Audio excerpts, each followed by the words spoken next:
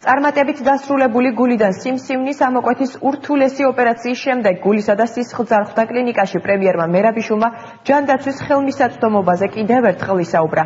საქართველოს პრემიერ-მინისტრი და ჯანდაცვის მინისტრი კლინიკაში იმ სამედიცინო პერსონალს შეხვდნენ, რომლებმაც ოპერაცია ჩაატარეს. ივანე მერაბიშვილმა ქირურგიული ოპერაციის დეტალები უშუალოდ კლინიკის მთავარი ექიმისგან მოისმინა და ოპერაციის ღირებულებით დაინტერესდა.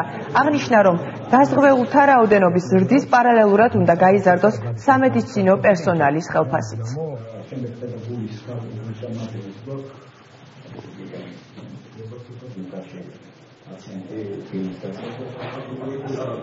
ევროლოგმა გამოუშვა ჩვენთან სანახაო და ვნახეთ, რომ აი დიდი ზომის გულის სიმსივნე არის, აი ეს რაც მოძრაობს, სადღაც ეს არის 5-6 აი ამ ხელა არის დაახლოებით 5-6 სანტიმეტრამდე არის, რომელიც აი ხედავთ, რომ გადის მიტრალურ სარქველში და იჭედება. ნუ ამის გამო რა თქმა უნდა პენსიის ხელი აღარ მიეწოდება და პაციენტს ჰქონდა გონების კარგვის კონტროლის ასეთი ეპიზოდები, რომელიც იძლეოდა ნევროლოგიური დაავადების სიმპტომატიკას, ასე ვთქვა და იმას. აქ ჩატარდა ოპერაცია, გაიჭრა გული, გაჩერდა გული ჰიპოთერმიის პირობებში, ანუ პაციენტს ხდება ხოლმე ტემპერატურის დაწევა ნორმაზე ქვემოთ, შემდეგ ხდება გულის გაჩერება, ამ დროს მუშაობს ხელოვნური სისხლის მოქცევის აპარატი, შემდეგ ხდება გულის გაჩერება მარჯვენა წინა გულიდან, აი აქედან მივდივართ ხოლმე, შემდეგ ჭრით წგიდეს და წგიდიდან ხდება აი ამ ნაწილის გამოღება, შემდეგ შეკერვა უკან და ნუ დამთავრება ამ ოპერაციის. ნუ ასეთი ოპერაცია გაკეთდა. თვითონ ეს ოპერაცია როგორც მე ვიცი, დაზღვევით გაკეთდა, პაციენტს ჰქონდა ირავს დაზღვევა, რომელმაც დაუფინანსა სულ ყველაფერი, ასე ვთქვათ, პაციენტს არ გადაუხდი არც ერთი თეთრი, თავიდან მომდა ეს არის დაზღვევით. და დაახლოებით გაჟდება ასეთი ოპერაცია. 900 ლარი. სახელმწიფო განფასება და უნაზღაურა დაზღვევა მთლიანადია. ხელოვნური სისხლის მოქცევის აპარატია, ეხლა ალაგებენ გოგოები უკვე დამთავრდა, ეს არის ჰიპოთერმიის აპარატი, სპეციალური ეხოგულისთვის, ეს დანარგოზე აპარატი დრეგერის, ეხლა ეს ელექტროდანარი იწდება გაჭრა. პრაქტიკულად აი ამ ხელა ოპერაცია მე დავაღნიშნე, რომ მთელი გულგრელის გახსნა ხდება, გულის გაჭრა და ასე შემდეგ და პაციენტი პრაქტიკულად სისხლს არ კარგავს. ჩვენი ამოცანა რომ ყველა იყოს დაზღვეული, ეს დანიშნული ამოცანა რომ ეს ტიპის ოპერაციის გაკეთება შეძლოს ნებისმიერმა ადამიანმა. სოციალურად აუცილებელი იქნება ის პენსიონერი, ბავშვი, მასწავლებელი, ნებისმიერი მოქალაქე.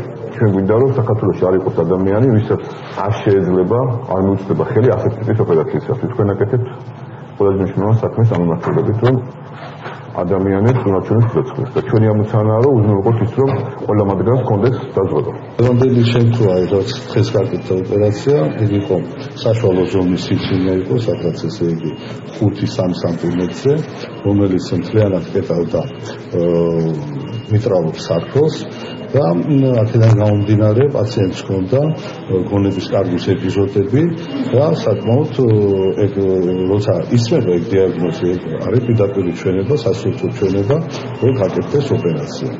დღევანდელი ოპერაცია ჩატარდა ნორმალურად, ექსესების გარეშე, ამოღებული არის სიმსივნური წარმატება და პაციენტი გამოყვანილია უკვე რეანიმაციაში და თვლით, რომ ეგ ყველაფერი კარგად დამთავრდება. დღეისათვის ჩვენს კლინიკაში პაციენტები, რომლებიც არიან დაზღვეულები, საკმაოდ მაღალია მათი მომართვიანობა. მომართვიანობა თვითონ ეს დაზღვევის ინსტიტუტის განვითარებამ, რომელიც კარგად ხედავ ჩვენ ყოველწლიურად უფრო მეტად ვითარდება და უფრო მეტი და მეტი პაციენტი არის დაზღვეული, აი ეს ხელს უწყობს იმას, რომ მომართვიანობა კლინიკაში იზრდება ასეთი პაციენტების. შესაბამისად, ამ შემთხვევაში პაციენტებს აღმოუჩნდებათ ხოლმე ისეთი დახმარება, რომელიც ის ვერ მიიღებდა სიტყვაზე დაზღვევის გარეშე. აი ყველაზე ისეთი დაზღვევა არის უმწეობის დაზღვევა, რომელიც პაციენტს უნაზღაურებს 100%-ით ყველაფერს. აი დღევანდელი პაციენტიც, რომელიც თქვენ ნახეთ, როგორი რთული ოპერაცია გაკეთდა ამ პაციენტთან, იყო დაზღვეული სადაზღვევო კომპანიის მიერ და მან აუნაზღაურა სადაზღვევო კომპანიამ ამ რთული ოპერაციის ღირებულება.